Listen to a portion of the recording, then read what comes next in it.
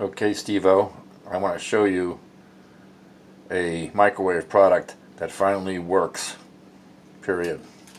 It does bacon, but it does it right, comma.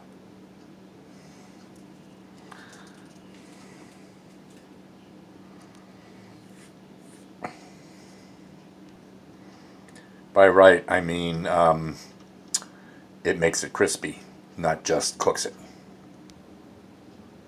So here's the polymer item that you're going to put the bacon in. Okay, now just lay out the bacon raw on the tray.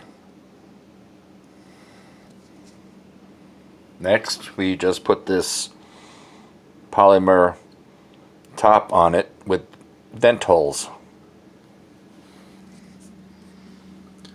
Into the microwave and set it for 1 minute for each slice.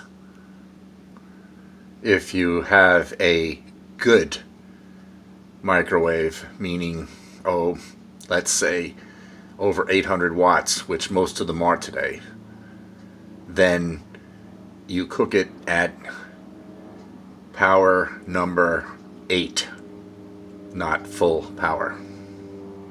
Okay?